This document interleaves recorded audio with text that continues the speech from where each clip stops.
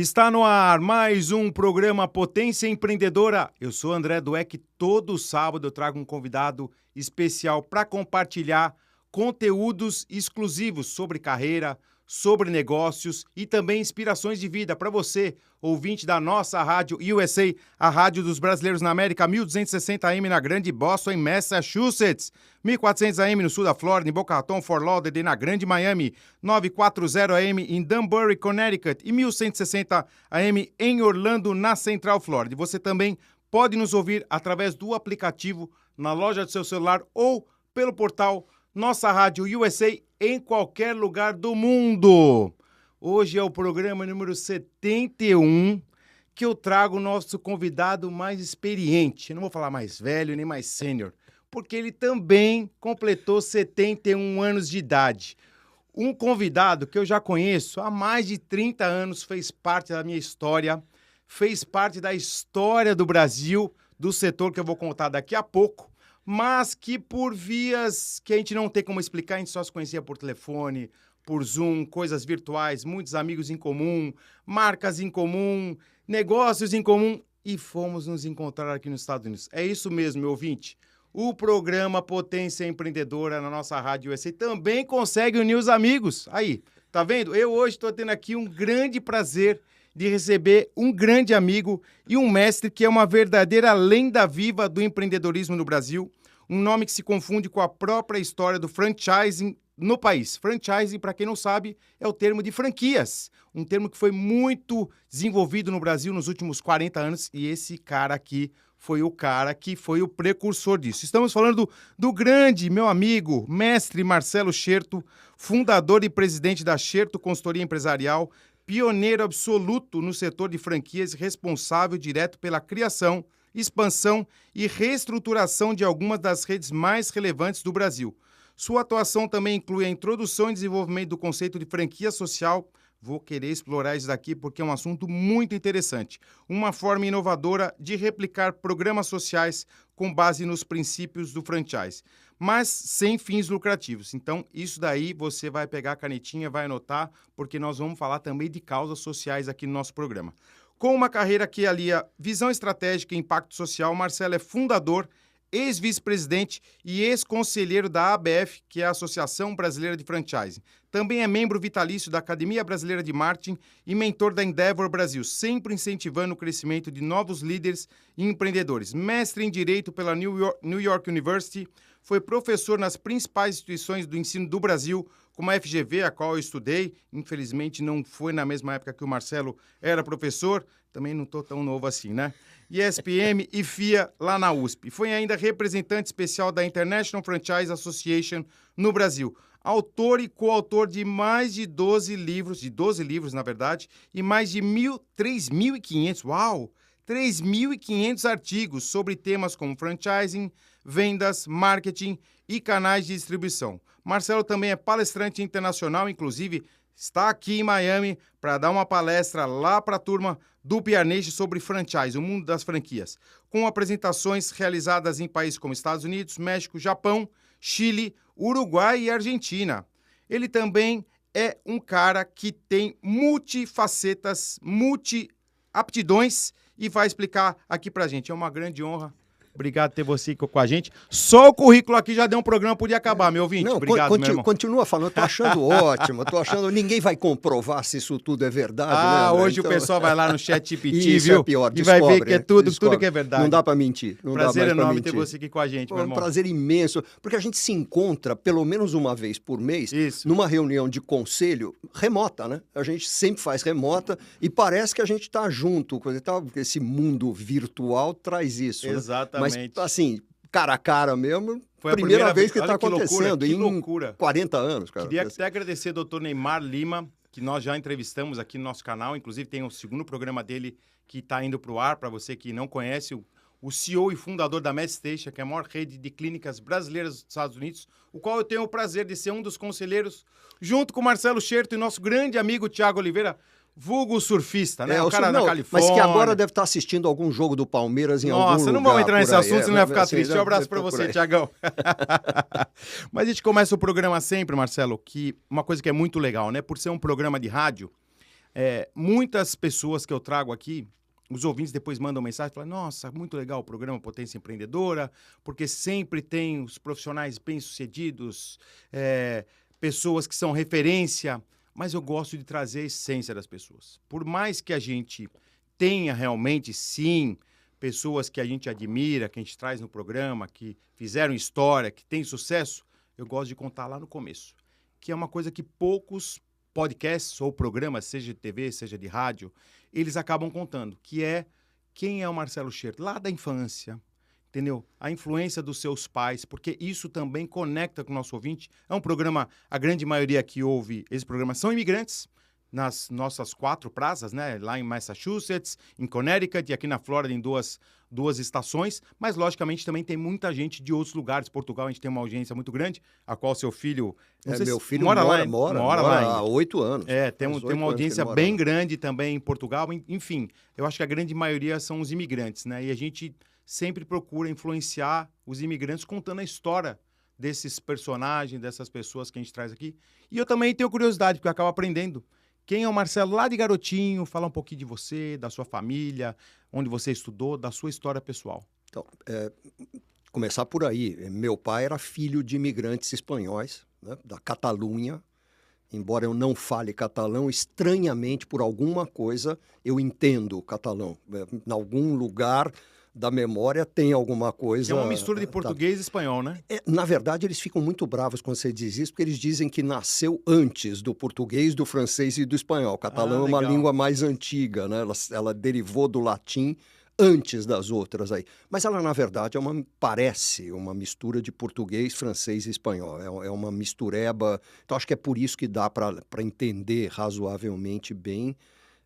Embora as pessoas sofram muito com aquilo ali, para mim é fácil entender. Falar é uma desgraça. Falo 3 ou 4 expressões, né? Pede por favor, etc. E olhe lá, né?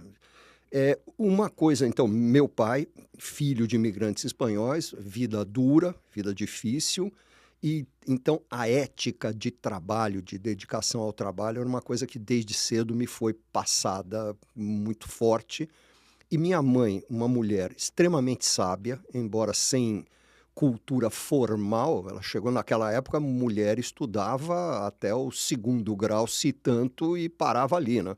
Fazer faculdade era uma coisa que não existia. Para ela, eu sou filho temporão. Eu nasci, meus pais já eram bem mais velhos, né? Meu pai morreu muito cedo, com 57 anos, e eu tinha 12 naquela altura, então convivi muito pouco com ele, mas com ela convivi até os 93, 94, e ela me passou muita coisa. E uma das coisas é muito engraçada, porque é uma coisa que norteia muito a minha vida, André.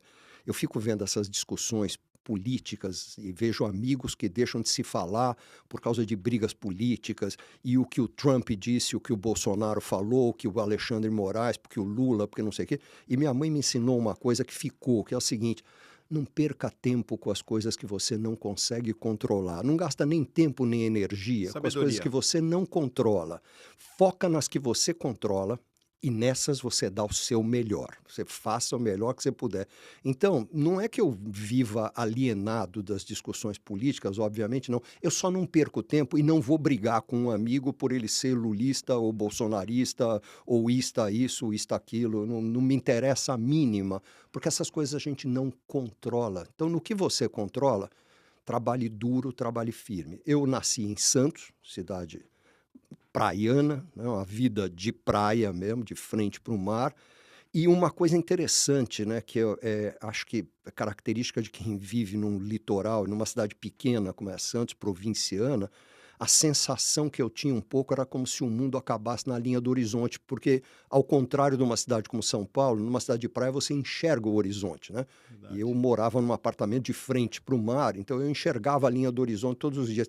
E dava um pouco a sensação de que o mundo era aquilo ali, era aquilo que me cercava. E fui assim até... entrei na faculdade em Santos. Na minha família, você estudar direito não era nem uma questão de vocação, era uma questão de... quase um karma, assim, todo mundo era advogado, né? Então eu fui mais um, nem questionei muito quando fui prestar vestibular, fui para direito, porque todo mundo ia, mas não era minha paixão, nunca foi minha paixão. A minha paixão depois que eu descobri, no dia que eu descobri isso, num livrinho, tinha uma coleção pequenininha sobre propaganda e marketing, coisa e tal. Eram uns livrinhos que vendiam em banca de jornal, não sei nem quem é que publicava aquilo, mas me caiu um texto do Theodore Levitt na mão, falando de nicho de mercado ou coisa que o vale. E aquilo ali me encantou de tal maneira que eu comecei avidamente a ler o pouco que existia, publicado em português, sobre propaganda, marketing. Isso mais ou menos que ano? Anos 70? Isso... Eu estava já na faculdade, 70 e pouquinho. Eu me formei em 76, para você ter uma ideia, em Santos. Mas, assim, na faculdade de Santos, quando eu cheguei no terceiro ano, quando eu ia começar o terceiro ano, eu entendi que Santos era um pouco pequeno. E aí eu pedi transferência e estudei 1 ano em São Paulo. E não aguentei São Paulo. Saí daquela vida de praia. Santos é uma cidade onde todo mundo conhece todo mundo, etc. E, de repente, chegar naquele lugar onde você é mais um na multidão, que é São Paulo, aquilo, para mim, foi muito duro. Eu voltei. Então, eu fiz 1º e 2º ano em Santos, 3º ano da faculdade em São Paulo, 4º e 5º em Santos. Mas aí já tinha ficado claro alguma coisa. Aquele 1 ano que eu estudei em São Paulo, para mim, mudou a vida, né? E aí, André, outra coisa que eu aprendi muito, a influência do ambiente sobre você, né? Aquela coisa de com quem você convive faz muita diferença. Quem você ouve, quem você acompanha, hoje em dia, quem você acompanha nas redes sociais, isso faz muita diferença. Porque esse 1 ano que eu fiquei em São Paulo, eu consegui um estágio num escritório de advocacia, que naquela época era literalmente meia dúzia de advogados, se não eram 6, eram 7 ou 8. Era um escritório pequeno, que hoje é um desses monstros com 1.000 e tantos advogados, com 5 andares. Naquela época chamava Barros e Freire Advogados, hoje é o Machado Meyer, Sendacks e Opsi. Referência, né? Referência, é um dos grandes do Brasil, né? E eu trabalhei ali quando literalmente era meia dúzia, era uma dissidência do Pinheiro Neto. Alguns advogados tinham saído do Pinheiro Neto e criaram o Barros e Freire Advogados, né? E nós éramos 2 estagiários, 3 estagiários, sei lá, eu era um deles ali. E todos, ou praticamente todos os advogados que ali trabalhavam, tinham feito mestrado nos Estados Unidos. E aquilo me contaminou. Eles me puseram na cabeça que eu também tinha que fazer mestrado nos Estados Unidos. Eu não tinha condições financeiras de fazer, mas eles me indicaram, um deles principalmente, me ajudou muito, me indicando como fazer para conseguir uma bolsa de estudos, né? Que foi o Sendacks, o Moshe Sendacks, um cara a quem eu devo colônia, muito, né? Da colônia. Sim, colônia e um cara sensacional. Muito do que eu fui na vida devo a ele, assim. E me ajudou demais, me abriu portas. E o Sendacks me ajudou muito me orientando como conseguir uma bolsa de estudos. E eu comecei já no 3º ano a correr atrás. Inclusive, voltei para Santos 4º e 5º com o objetivo de melhorar meu histórico escolar, porque minhas notas até então não eram das mais brilhantes na faculdade. Então, eu resolvi melhorar, porque isso fazia diferença naquela altura. E eu consegui. E graças a essa bolsa de estudos, eu estudei, fiz meu mestrado em Nova York, na NYU, New York University, que naquela altura acho que era... Não, ainda é, né? Ainda é, mas naquela altura era assim, né? Em termos de direito, estava ali no Ivy League mesmo, né? Estava naquela coisa acima de tudo e de todos. E foi ali, sem querer, lembra, rato de praia, saído de Santos, caiu em Nova York, 1º semestre da faculdade, começando em agosto, assim... Calor, verão, delícia, coisa e tal. Quando eu fui fazer a matrícula para as matérias do 2º semestre, no dia estava 16 graus negativos. Né? Então eu tinha saído de Santos, estava 16 graus negativos, nevava naquele dia, eu tinha nevado, eu tinha neve no chão, me lembro bem disso. E eu escolhi, as matérias obrigatórias eram obrigatórias e ponto final. As optativas... Eu acabei escolhendo, André, eu tenho até vergonha de dizer isso, mas eu tinha 22 anos, 23 anos de idade naquela altura. Então dá para entender, né? Eu escolhi pelo horário, porque eram as matérias que me deixavam ficar na cama mais 1 hora. Não tinha que sair debaixo da coberta. Eu escolhi pelo horário e não pela matéria em si. Então, assim, dependia do horário. Nem olhei o que eu estava fazendo. E eu caí numa matéria cujo nome eu até hoje não me lembro, que era alguma coisa provavelmente como contratos atípicos do direito anglo-saxão, qualquer coisa dessa aí. Mas o professor, que era o líder do curso ali, era um dos poucos especialistas em franchising que existia naquela época nos Estados Unidos. E boa parte do curso ele falou do contrato de franquia, né? Essa coisa. E caiu minha ficha. Falei, é assim que o McDonald's... Já tinha lei das franquias, não? No Brasil, não. Aqui nos Estados Unidos já. Aqui já existia. Existia uma lei federal e naquela altura, acho que 10 ou 12 estados, hoje acho que são 16 estados hoje que têm leis específicas, mas você tem uma lei federal, né?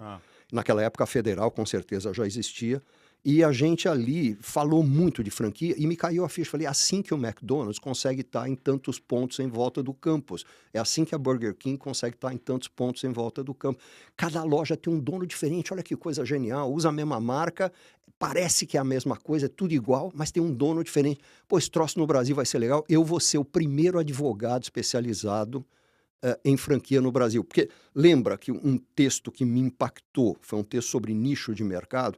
Eu tinha muito esse conceito na cabeça, André. Eu preciso achar o meu nicho. Tinha alguma coisa dentro de mim que dizia, eu preciso ser o número 1 em alguma coisa, em algum campo, em algum Tá vendo? nicho. Ó, pequena pausa, meu ouvinte, anotou aí? Ache o nicho de mercado e faça o seu melhor para... Pense em ser número 1. Uma coisa que eu falo para minhas filhas, né? Não importa a nota que você tirar na escola, desde que você estudou para tirar 10. Pode tirar 9. Agora, se você estudar para tirar 7, ou seja, se você que é empreendedor está assistindo a gente, vai querer crescer 5% ao ano porque o mercado cresceu 5%, o mercado imobiliário é péssimo exemplo para isso, sim. Porque 90% dos profissionais... São desse jeito, é desse jeito. O mercado caiu 5%, eu caí 5%. Então tudo bem, né? Paciência, o mercado caiu. Não dê essa desculpa. Aqui, ó. Aula do Marcelo Scherto. Estudou e pensou, criou um nicho pensando em ser número 1. E aí o resto... E assim, e o mais estranho, assim, eu falei, porque pensa uma coisa, André, meu número de registro na Ordem dos Advogados do Estado de São Paulo é 52.100 e alguma coisa. Quer dizer, antes de mim, já tinha mais de 52 mil advogados no Estado de São Paulo, sem falar dos outros estados. Então, eu ia ser mais um, assim, eu ia ser mais um. Não tinha um sobrenome ilustre, não era de uma família rica, não tinha grandes conexões. Porra, vou ser mais um. Eu estou condenado a fazer ação de despejo por falta de pagamento e separação consensual, né, de pessoas. Assim, é isso que eu vou fazer da vida? Pô, não, eu vou achar um nicho onde eu possa ser o número 1. E lá, fazendo o curso, eu falei, vou ser o primeiro advogado especializado em franquia do Brasil. Achei o meu nicho. Eu só esqueci um pequeno detalhe. Ninguém fazia franquia no Brasil naquela altura. Tinha pouco. Eu voltei para o Brasil no final de 1978. O Boticário foi fundado em 1981. A Localiza começou a fazer franquia em 83. Quer dizer, pô, você não tinha ninguém. A Fórum deve ter sido quase 88, 88, perto 89, de 90. A primeira loja própria foi 86? É isso. Então, ou seja, não tinha nada, né? Então, eu acabei tendo que desistir temporariamente do sonho. Ele ficou arquivado, ele não ficou abandonado, mas ele foi porque precisava cuidar da sobrevivência, né? Então eu acabei juntando o que eu lia sobre marketing, sobre publicidade, etc., com o fato de eu conhecer o mundo jurídico. Eu acabei me especializando em contratos que tinham a ver com marketing, contratos de patrocínio, contratos desse tipo, criar agências de propaganda. Trabalhei e acabei advogado do Play Center, que tinha muito contrato de patrocínio, aqueles equipamentos todos, aqueles brinquedos todos eram patrocinados. O Grupo Silvio Santos era um dos sócios? Não era. Todo mundo dizia que era, mas não era, não. Não, eram dois da colônia, tá. Marcelo Gutglas e o Henrique Vendriner, tá. E meu sogro, que não é da colônia, mas era sócio deles, minoritário. Então, depois meu sogro, naquela altura ele não era meu sogro, coisa nenhuma. Aliás, acabei casando com a filha dele, porque tive mais contato por causa disso, né? Entendi. Por causa do Play Center. Mas como advogado... Mas aí você tinha seu escritório? Eu tinha meu escritório, eu era sócio num escritório pequeno de advocacia, mas tinha meu escritório. E dentro do escritório eu era o especialista em coisas relacionadas a marketing, a publicidade, eu fazia tudo, criava a sociedade, fazia contrato. Você tem que se virar, né? Num escritório pequeno você faz um pouco de tudo. Máquina de escrever, computador. Que ainda não era. Depois teve aquela de elétrica de esfera da IBM. Não, mas tinha a máquina de escrever, papel carbono, etc, etc. Vocês não têm noção, não vão entender não vão entender do que nós estamos falando. Eu tinha um telex no escritório, era uma coisa chique pra burro. Também tinha, passava para os bancos. Mas no cartão de visita constar que você tinha um telex dava um status danado, né? Nosso amigo Michael, que está aqui no estúdio, nem vai saber também o que é isso. Depois a gente explica para ele, vai dar um chat PT, o que é telex, papel carbono. Para te dar uma ideia, um belo dia, já com o meu escritório funcionando, coisa e tal, eu fui ao Machado Meyer e acho que o Meyer, um deles me levou, foi o Mocho ou foi o Meyer, um deles me levou numa máquina que tinha um aparelho telefônico, era uma máquina, parecia uma Xerox, alguma coisa assim, e tinha um aparelho telefônico acoplado aqui, e ele disse, quer ver uma coisa sensacional? Pegou no aparelho, ligou para o escritório dele no Rio de Janeiro e falou, fulano, manda a primeira página do contrato X aí pra gente. E desligou aquilo, e a máquina daqui a pouco faz zzz, e sai a primeira página do contrato. Fax. Fax. É um fax. E era o cara falou, tecnologia. O cara falou, porra, mas espera aí. Eu falei, isso aqui veio do Rio, ele mandou agora e chegou aqui no mesmo instante. Puta, esse troço é genial. Onde é que você comprou isso aqui? Comprei na G. Aronson. Lembra? Pô, você nem lembra. Era uma loja também da Colônia, também de um cara da Colônia. Pô, ali, coisa e tal. Eu saí dali e fui a G. Aronson e comprei um também.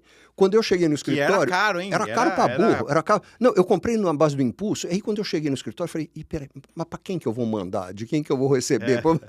Ninguém tinha. Aquele negócio ficou sem uso ali uns meses. Você sabe que tem empresas nos Estados Unidos até hoje usam fax? Que usa fax? Absurdo. É mesmo? Usam. É mesmo? Usam. Bom, eu agora acabei de mudar de apartamento, André, e jogando coisas fora, né? Porque é impressionante. Eu doei uns 1.100 ou 1.200 livros. Caramba! CDs foram mais de 1.000, vinis foram uns 500, coisa e tal. Eu doei muita coisa, mas eu achei no fundo de um armário 3 bobinas fechadas, lacradas de papel de fax. Você não tem o fax há 30 anos, sei lá quantos anos você não usa mais. Mas assim, era uma outra era, as coisas andavam mais lentamente, mas foi assim, por causa disso, que eu acabei me interessando em ser advogado especializado em franquia. Como não tinha gente fazendo franquia no Brasil, eu arquivei o sonho um pouco, mas nunca esqueci. Então, de vez em quando eu escrevia um artigo sobre franquia, e eu, na cara de pau absoluta, mandava para a Gazeta Mercantil, que na época era o jornal de negócios, de Minas, né? Mandava para, assim, Estadão, para Folha, coisa e tal. E quando faltava assunto, eles publicavam. Então, eu estava ali meio atento. Na mídia, aquilo ali, uma mídia que te posicionava, né? E vai, aquilo ali. Até um dia que acabei sendo chamado, eu era... Como advogado do Play Center, eu acabei sendo indicado para ser diretor jurídico da Associação Brasileira de Anunciantes. E na diretoria, tinha várias pessoas, o Gregory Ryan, que foi presidente do McDonald's no Brasil, tinha o Flávio Salles, que foi presidente da Souza Cruz, tinha uns caras muito feras ali com a gente, e estava o Marcos Cobra, professor da GV, de repente foi teu professor lá, nem sei, era professor de marketing conheço ele, mas da GV. Não me deu aula, não. Os poucos livros de marketing que existiam no Brasil, dos poucos livros de marketing que existiam em português naquela altura, ele era autor de metade, assim, era um autor prolífico, escrevia sobre marketing, né? Sabe que eu vou fazer um parênteses aqui, eu vou te fazer um convite aqui no programa de registrado. Nós vamos fazer um evento com o professor Felipe Kotler. Ai, que máximo. Então vou te avisar, eu já tive a oportunidade de conhecer ele 2 vezes, através do meu grande mestre Salibão. Zé Salib Neto, já esteve aqui no nosso programa. Vai estar com a gente agora lançando o primeiro livro dele em inglês, aqui nos Estados Unidos, e agora em julho. E a gente vai fazer um programa só para os membros lá do Beer Nation Club. Você está convidado. Ainda tive com o Salib faz poucos dias no lançamento do livro dele, do Sandro lá. Exato. Pô, somos amigos também há mais tempo do que eu gostaria de pensar, cara, porque é muito tempo. Mas, e o Kotler, uma coisa que eu acho sensacional, né, aproveitando o teu parênteses aqui, o cara tá com 94 ou 95. 94 fez agora. 100 e poucos livros publicados. E continua lançando livro, continua escrevendo livro, não dá mais palestra, ativo, né? não faz mais, mas continua ativo, Sim, ele continua produzindo, continua útil. Assim. Pô, o que me dá uma esperança, né? Olha, André, eu tô com 71, cara, quanto novo, tempo mais eu tenho? Com a idade do Tufi. Perto Tufi dele... tem a tua idade. Tava até conversando com o Michael, cara, os caras estão tão bem, entendeu? Cuidaram da saúde. Acho que a gente cuidou da saúde. Quantas milhas não, quilômetros você pedala aí por semana? E não é só isso, né? Não é só cuidar da saúde nesse sentido, é cuidar da cabeça também. Sim. Eu quando sair daqui, da Flórida agora, eu vou para Harvard fazer um curso.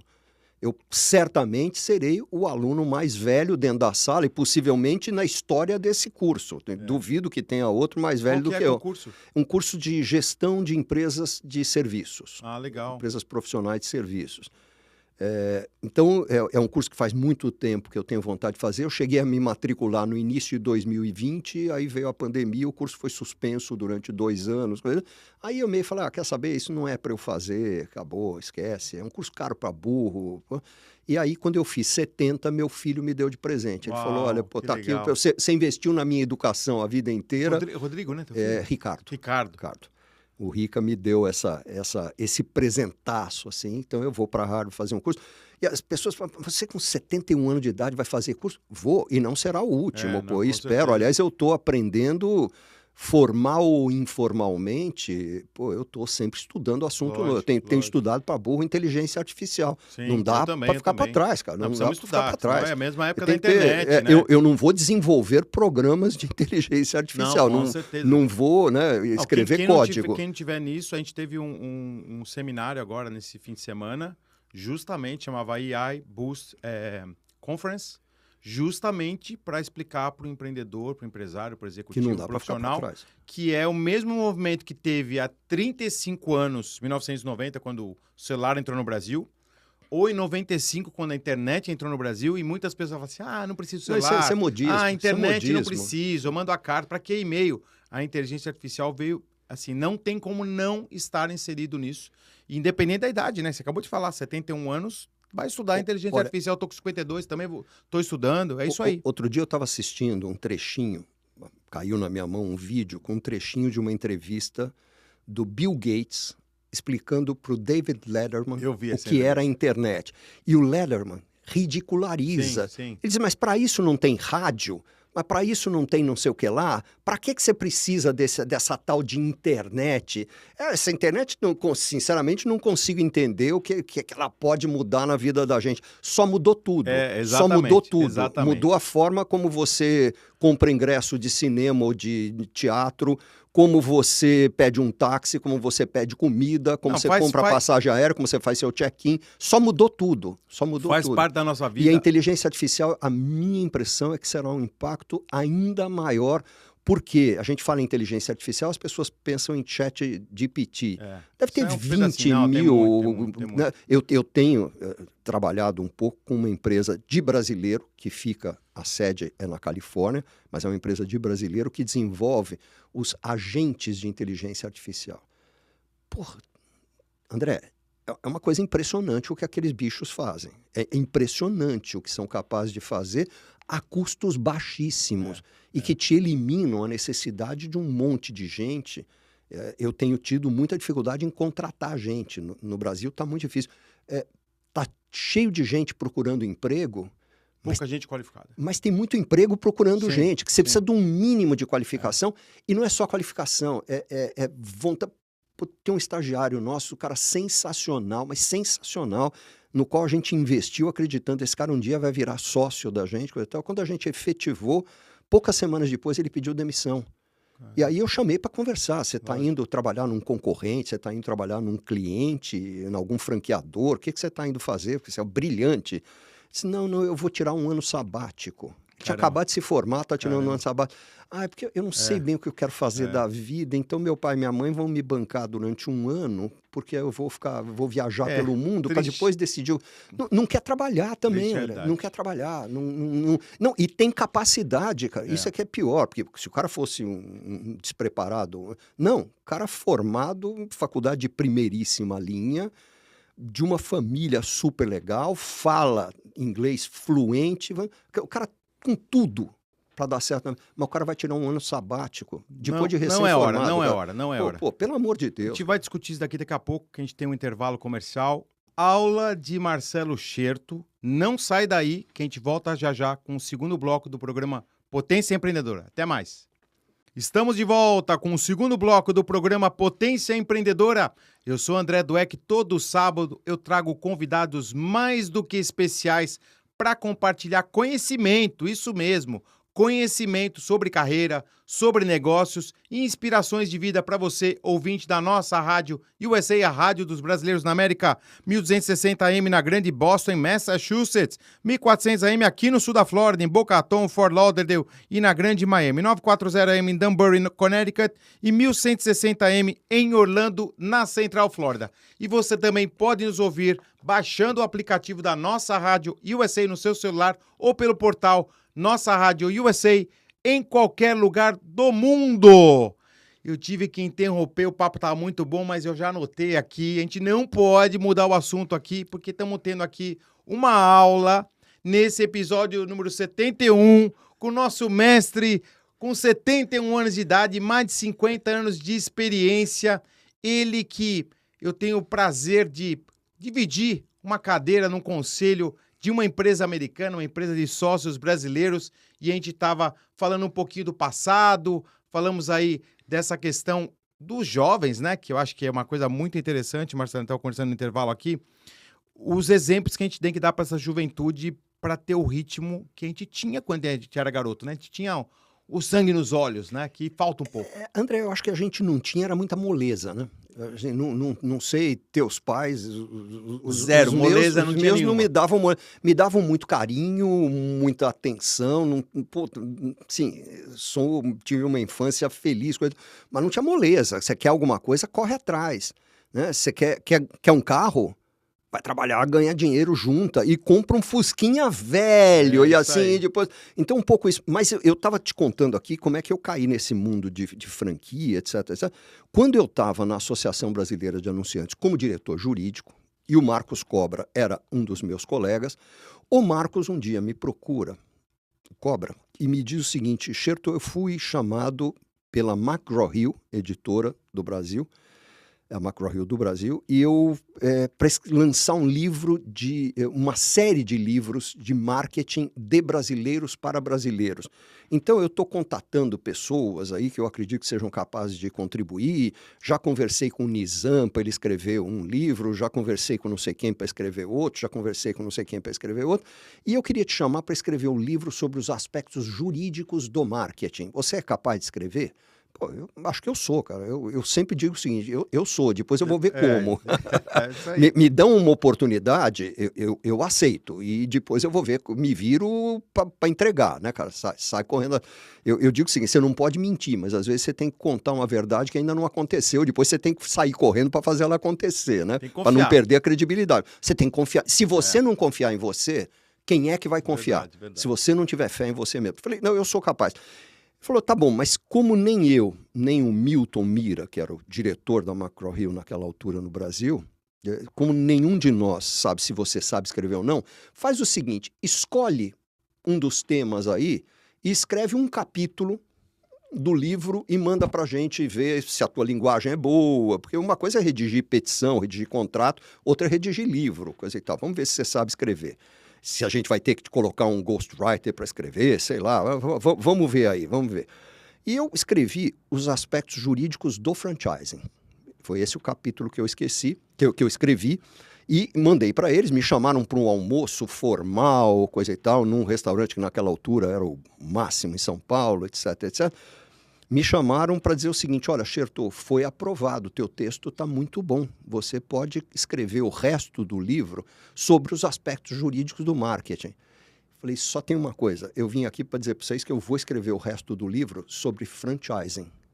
Scherto, não esquece isso, cara, franchise, ninguém sabe o que é isso no Brasil, ninguém sabe nem pronunciar, ninguém tem noção do que esse troço, esquece, cara, esquece, não tem público. Não...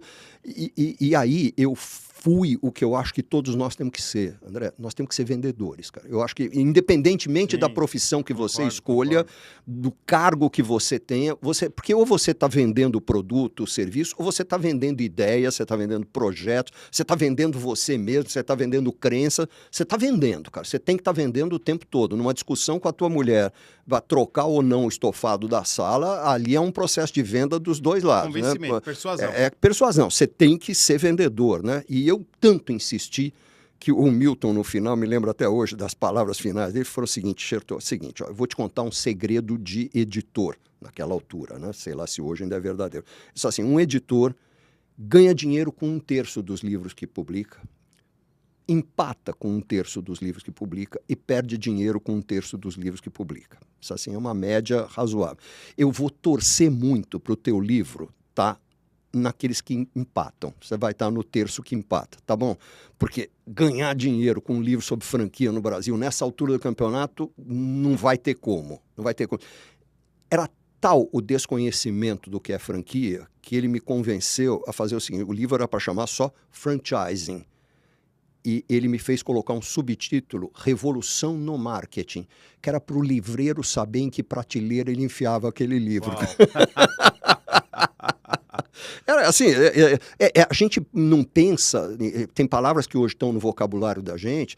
Quando a Endeavor foi implantada no Brasil 25 anos atrás, faz exatamente 25 anos que a Endeavor chegou ao Brasil, a palavra empreendedorismo não constava dos dicionários. O Aurelião, aquele grande dicionário da língua portuguesa, coisa e tal, não continha a palavra empreendedorismo 25 anos atrás. Caramba. Hoje a gente fala empreendedorismo, sim, não tinha, não constava, ela não fazia parte do vocabulário, não fazia parte do dicionário. Então, franquia, em 1987, quando eu fui chamado para escrever esse livro, cara, 86, 87, ninguém sabia o que era franquia, franchising, coisa e tal, mas eu fui tão convincente, eu fui tão vendedor que me deixaram. E o livro foi um sucesso, teve 3 edições, vendeu para os padrões da época, vendeu muito bem, etc, etc.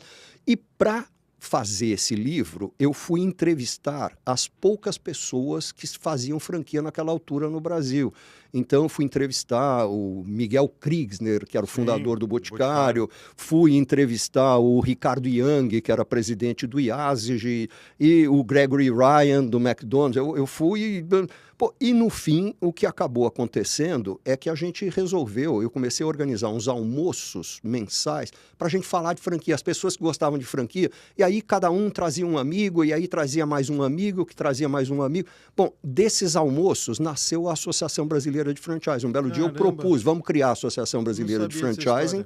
E aí nasceu a associação desses almoços informais. A verdade é que quando a gente chamou e disse, olha, agora nós vamos fazer, vai ter trabalho e vai ter que pôr algum dinheiro, daquelas 40 pessoas que participavam do almoço, sobraram 9. Nós fundamos a associação com 9 membros. Quem redigiu o estatuto à mão fui eu. A ata de fundação eu redigi à mão, coisa e tal. Nós fizemos um café da manhã num hotel no centro de São Paulo e ali nasceu a Associação Brasileira de Franchising, com sede legal no meu escritório, porque não tinha sede. Sim. Ela só foi ter sede anos depois, cara. Mas a partir daquilo ali, nasceu a associação e aí a gente conseguiu movimentar a imprensa, a gente conseguiu agitar um pouco... Era um momento, quando a associação nasceu em 87, era a ressaca do plano Sarney. Sim, né? Sim. Sarney, em 86, para ganhar a eleição... fez lá um plano completamente Tableta, maluco. O RTM, e que parecia assim, a gente brincava naquela crise época. Total. E a gente brincava que a gente tinha ido dormir na Índia e tinha acordado na Bélgica, né? Era Belíndia. Cortes do zero, né? Cortes do zero, André, eu vivi, as pessoas não sabem nem o que nós estamos falando, eu vivi sob 8 ou 9 moedas diferentes. E o que acontecia isso, de tempos em tempos, você cortava... Cruzeiro, mas depois eu acho que eu peguei uma meia dúzia. Cruzeiro novo, cruzado novo, volta para o Cruzeiro. Sim, nós mudamos de moeda. E o que fazia? Você cortava 3 zeros. Outro dia também chegou na minha mão era um trecho do Jornal Nacional falando que o salário mínimo agora foi aumentado, o novo salário mínimo é 4.800.000 e não sei quantos mil. Pô, era 4 milhões de alguma moeda.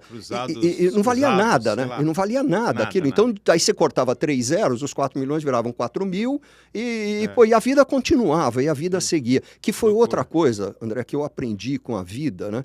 É que a vida continua, cara. Acho que uma coisa, das poucas coisas boas de ficar mais velho, é que você acaba já tendo vivido isso com você, não precisa nem ter a minha idade, com a tua. Você já viveu tantos fins do mundo... Sim. Que você sabe que o mundo não acaba coisa nenhuma. Preparou a gente muito, né? Não, e assim, vai acabar o mundo. Agora é o bug do milênio, acabou. Todas as empresas vão parar todos os aeroportos, vão parar todos os hospitais, vão parar todos os exércitos. Não para nada, cara. Não para nada. O ser humano tem uma capacidade de adaptação, o mundo tem uma capacidade de se reciclar, que não acaba, cara. A pandemia para se desesperar. Aí, né? É isso aí. Puta, acabou. Assim, eu tinha uma funcionária que na época da pandemia, ela pirou completamente. Ela ligava para mim no meio da noite, dizia assim: eu vou morrer, minha mãe vai morrer, meu pai vai morrer, você vai morrer, não sei quem vai morrer. Eu falei, eu não vou morrer coisa nenhuma, cara. Você não me põe. Os outros aí, você mata quem você quiser. Calma. A maioria não tá preparado, né? Para ter pressão. Como a gente... Acho que esse é um outro ponto. A gente viveu tanta pressão na vida que assim, as coisas já não assustam a gente tanto, né, André? Acho que é uma das poucas coisas boas de ficar velho é que você aprende a não se deixar levar pelo pavor. Quer dizer, eu aprendi muito. Tem um cara que me fez coaching. Coaching virou quase um palavrão, porque tem tanto picareta usando a palavra, né? Que agora são esses gurus da internet. Hoje ainda estava conversando com o Dr. Neymar no café da manhã, falando desses caras que dizem que é só você mentalizar e as coisas acontecerão. Eu não sei com você, André. Eu posso mentalizar o que eu quiser, que se eu não tirar o traseirinho da cadeira e não fizer acontecer, nada na minha vida tinha acontecido. Verdade. Nada caiu no colo. E olha que eu tenho uma sorte desgraçada. Eu me considero um cara de muita sorte. Eu não sei lá qual é a crença de cada um, mas se é Deus, se é o universo, se é a natureza, se é o divino, sei lá. Alguma coisa coloca na minha vida as pessoas certas na hora certa. De vez em quando até coloco um canalha para me ensinar alguma lição. Não fazer, né? Não, e me coloca um canalha, porque tem alguma lição que eu não estou aprendendo na boa, ele coloca um canalha para me ensinar do pior jeito, né? Mas o fato é que você, assim, as coisas não vieram fáceis e por isso mesmo você sabe o seguinte, não tem moleza, não tem essa de mentalizar e as coisas acontecerem. Você tem que correr atrás. Eu me lembro de uma palestra do Abílio Diniz, anos atrás, que eu assisti, e o Abílio muito católico, né? Ele diz assim, tudo que eu quero, eu peço a Deus, mas antes eu passo por 2 filtros, antes de fazer o pedido a Deus. Primeiro, o que eu vou pedir é justo, eu não estou prejudicando deliberadamente ninguém, porque eu não posso pedir a Deus para prejudicar alguém deliberadamente, né? Esse primeiro crivo. Segundo crivo, eu estou fazendo a minha parte? Porque se eu não fizer, não adianta eu pedir para Deus. Não. Eu tenho que fazer a minha parte. Eu tenho que levantar e ir atrás daquilo que eu quero. Né? Então, principalmente você, né, que estava criando um negócio novo no Brasil, por mais que você tinha autoconfiança, sorte, gente do lado, teve que ser pioneiro, e ser pioneiro em qualquer setor, em qualquer país, principalmente no Brasil, né? Estamos falando aí de meados dos anos 80, quase anos 90... que você acabou de falar, várias crises, né? Não, eu comecei a trabalhar em 87, então eu lembro bem dessa fase. Essa crise do assim... Eu lembro bem dessa fase, que eu lembro que passar de ano numa empresa, você ganhava uma medalhinha. Por quê? Você fala assim, uma medalhinha que você tem 1 ano de empresa, o cara fala, 2 anos de empresa, Hoje as pessoas não pensam mais no longo prazo.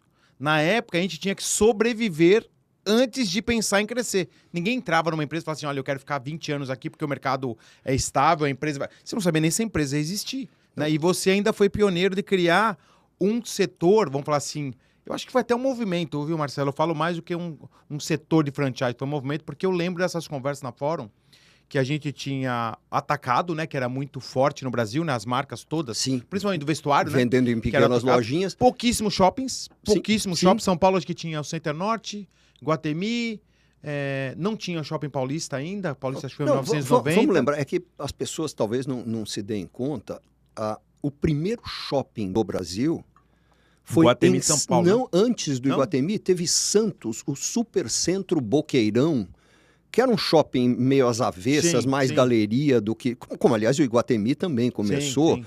O Iguatemi nasceu em 66, o Supercentro Boqueirão em 64. Ah, não sabia. Então, assim, mas pô, você vê, tem 70 anos, 60 anos. Tem 60. Então, assim, é uma coisa que nos Estados Unidos você tem shopping há mais de 100. 100 anos, mais de 100. Lá é uma coisa relativamente pouca. E naquele período, você está falando aí, que você começou a trabalhar, naquele ano, 87, a inflação para nós chegou, não, foi 89. A inflação 80% chegou... ao mês. 80% ao mês. Loucura. Você tinha quase 1000% ao ano. Então as pessoas hoje não, preocupadíssimas... mudava a tabela de manhã e de tarde.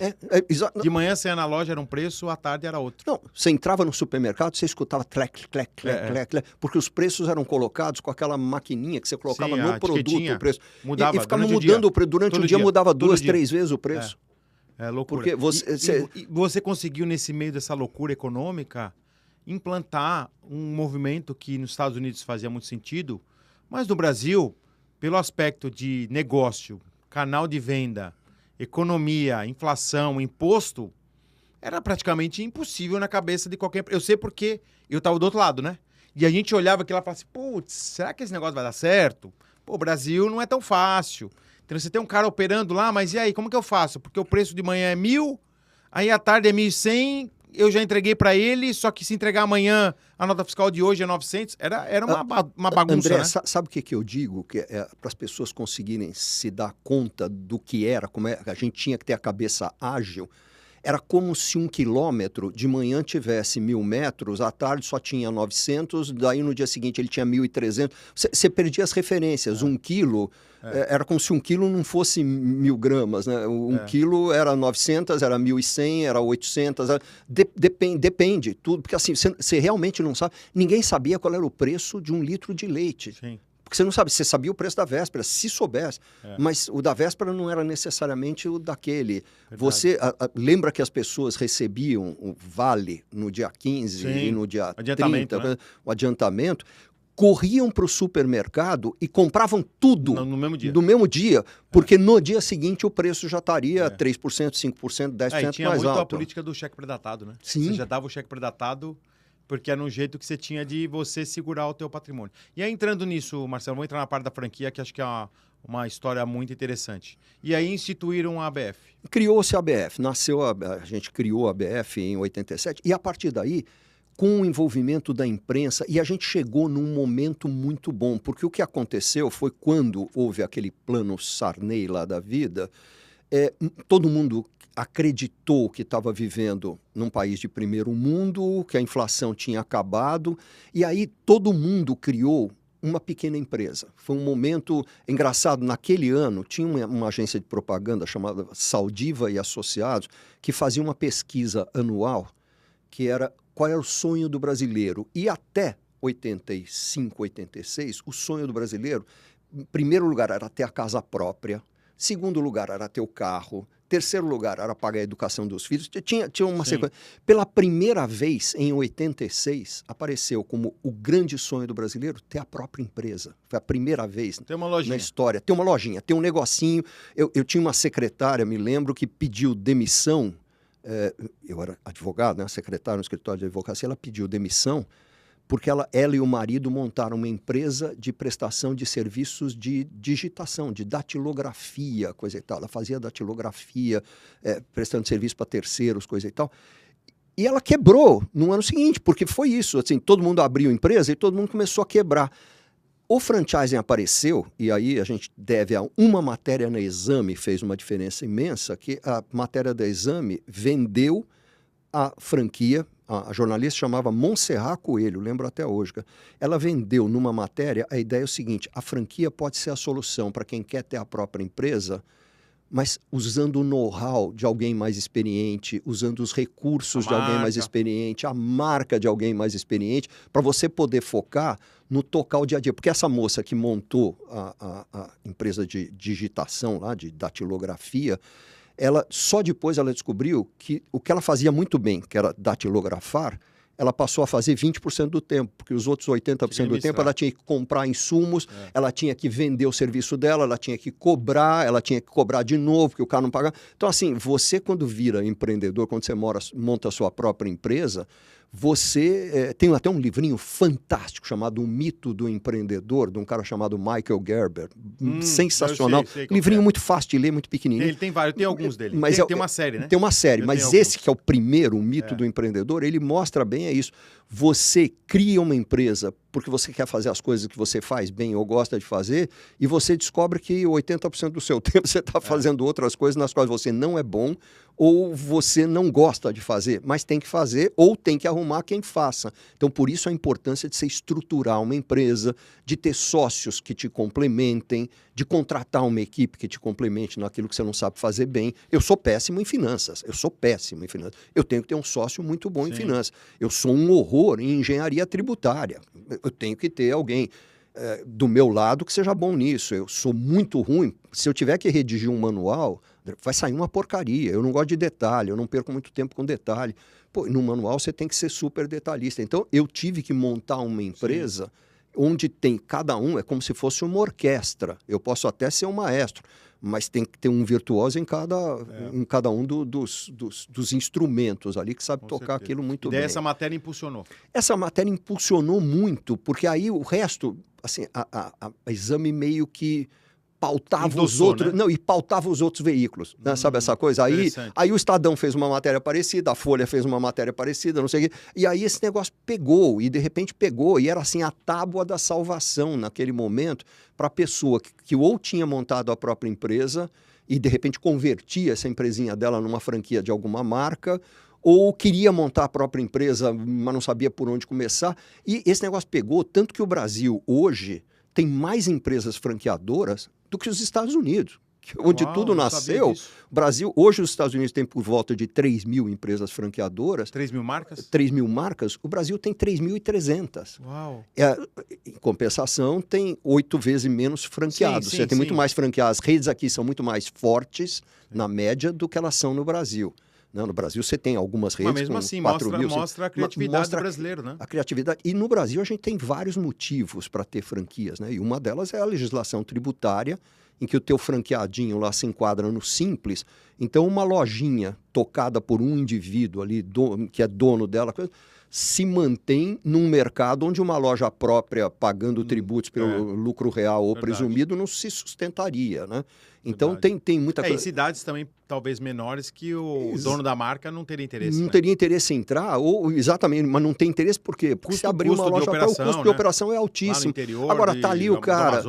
E tá ali o cara, ele é o gerente, ele é o dono da loja, mas ele também é o gerente, o filho cuida do caixa, a filha tá no estoque, sabe assim? É igual aqui Family Business, né? É isso aí, o mom and pop, que chamam aqui nos Estados Unidos, o mom and pop. É aquela coisa de papai e mamãe tocando a lojinha, coisa e tal. É isso aí, e que no fundo é o esteio, sempre foi o esteio dos Estados Unidos e o esteio do Brasil também, né? A maior parte dos empregos no Brasil são dados por empresas pequenas. Né? Agora é o seguinte, esse programa também não alivia os nossos convidados. Putz, lá vem. Vou ouvir uma pergunta aqui, o meu ouvinte até sabe qual que é a pergunta. Eu não sei. Que é...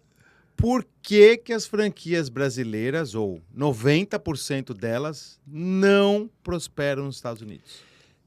Essa é uma pergunta que a gente se faz também, e eu acho que tem algumas explicações, a meu ver. Primeiro, tem uma questão, o mercado aqui é muito difícil, é um mercado muito competitivo, exatamente por ser um mercado fabuloso, vem gente do mundo inteiro. Então, não dá para vir com nota 7. Você tem que vir nota 10 para ter chance de entrar em campo. Não quer dizer que você vai ganhar o jogo, mas requisito para entrar em campo é você ser no mínimo nota 9, 9,5. Assim, não vem com nota 7. E o Brasil suporta muito a nota 7, essa que é a verdade.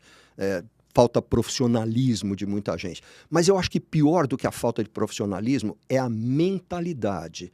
Você tem que vir preparado, você tem que vir com vontade, você tem que vir com uma garra.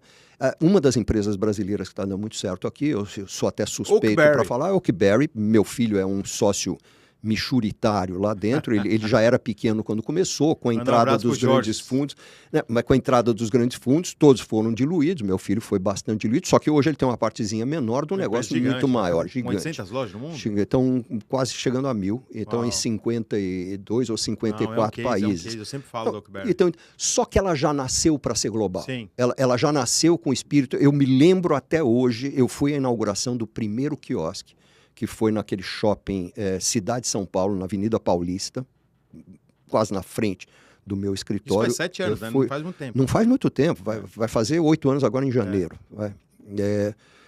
E eu estava ali na inauguração do primeiro quiosque, primeiro dia dele funcionando. O Jorge chegou do meu lado e falou, Tchelão, tem autorização para me chamar desse. Tchelão, o que você achou? Cara, tua opinião para mim é muito importante. Eu falei, achei sensacional, o projeto arquitetônico tá bacana, o produto tá muito gostoso, o uniforme, o treinamento do pessoal, que eu sabia que a mãe dele, que é de RH, tinha treinado as pessoas. Eu falei, é muito interessante, porque vocês estão dando um pau numa outra empresa que já está no mercado, que já tem 300 franquias, no mesmo mercado que você, mas o teu produto dá um pau no dela, coisa e tal, mas tá tudo muito legal. E a marca dele muito bem feita, Não, né? tudo muito bem feito, tudo muito bem pensado. Uma marca gringa, né? Então, e ele virou, mas ele virou para mim ali, primeiro quiosque, primeiro dia, primeiro momento de funcionamento daquele quiosque, ele virou e falou, que bom que você gostou, porque você está olhando para a unidade piloto de uma rede de 100 franquias. Daqui a 2 anos nós teremos 100 unidades iguais a essa. Ele estava errado, porque daí a 2 anos ele tinha mais de 200. Aquilo ali.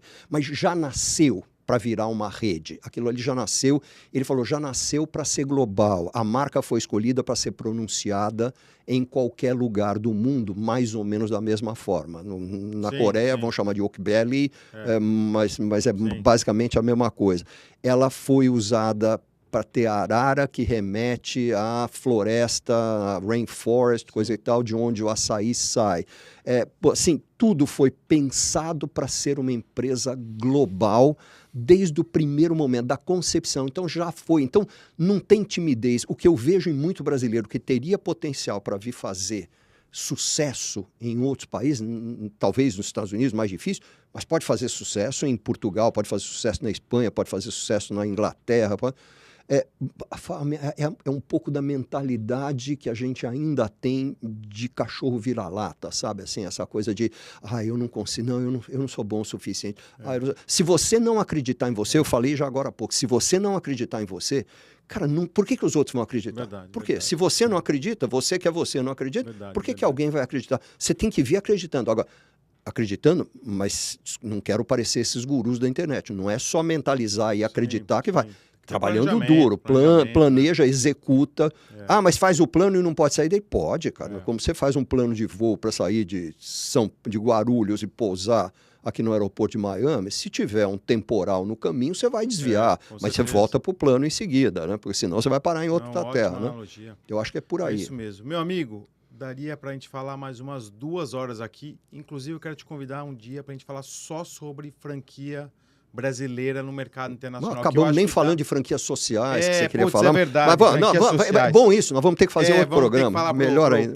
Porque o papo foi muito bom e principalmente acho que conecta com o nosso ouvinte, né? Saber da tua história. Eu mesmo sabia uma parte, mas não sabia tudo e fico muito feliz em ter você aqui com a gente. Não só compartilhando a tua história, mas principalmente mostrando aí pro brasileiro que está aqui na América que realmente nós temos profissionais brasileiros que acabam brilhando no mundo, né? Então, é o que você acabou de falar do aspecto do vira-lata. Por mais que você more no Brasil, você tem sucesso nos Estados Unidos, tem sucesso na Europa, outros países da América Latina, no Japão. Basta você ver a quantidade de empresários brasileiros se dando bem aqui. Nós falamos no Neymar Cabral Lima. Ele é maravilhoso. O que ele fez aqui é uma revolução com todo mundo contra ele. Exato. Todo mundo dizendo que ia dar errado. Todo mundo assim, num setor complexo, desgraçado, né? Super regulado, coisa e tal, muito complicado.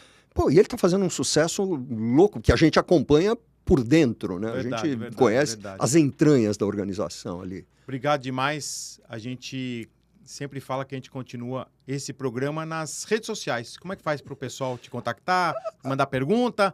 Pode perguntar depois do programa da Franquia Social. O grande Edu Lira, O Edu Lira. Isso, o Edu é um cara que eu não sei se você já entrevistou ainda não, aqui. Não deu certo você ainda. Tem que entrevistar. Esse cara é um cara iluminado, maravilhoso, André. Maravilhoso. O Edu é iluminado. E o lugar-tenente dele lá, o braço direito, que é o Lê Maestro, que fica nas sombras, né, fica nos bastidores, é outro cara sensacional. Não, com cara certeza. Que você tem tá convidado aqui, Edu. Entrevistar. Tá convidado ao vivo. Como é que faz para o nosso ouvinte continuar? Eu tô nas redes sociais, eu acho que Instagram hoje em dia é o caminho mais fácil, é o Marcelo Scherto, tudo junto. Né? Scherto com CH? Scherto com CH, CHERTO, como se fosse certo, mas tem um H depois do C aí. Então, Marcelo Scherto, tudo junto. Scherto.consultoria também está nas redes sociais aí. Bacanas, eu gosto e a gente bastante. tem um canal no YouTube da Scherto que, para minha surpresa, eu descobri recente, tem 15 anos aquele canal e a gente nem divulga, nem fala dele, mas tá cheio de vídeo lá, tem muita coisa, inclusive sobre franquia social, sobre processos, como você pode estruturar os processos da sua empresa.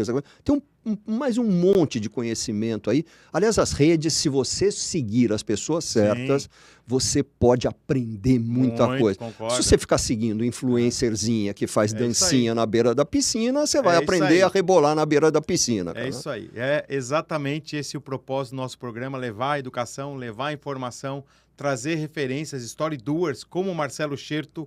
Obrigado demais por você estar aqui com a gente. Cara, uma honra e um prazer. E no próximo programa vamos falar de franquia social e dos cases brasileiros. Já tá combinado. Fechado? Já tá combinado. Valeu demais, meu ouvinte. Espero que você tenha gostado. Eu adorei. E lembrando que no sábado que vem a gente volta com mais um episódio do programa Potência Empreendedora. Um bom fim de semana a todos e um grande abraço.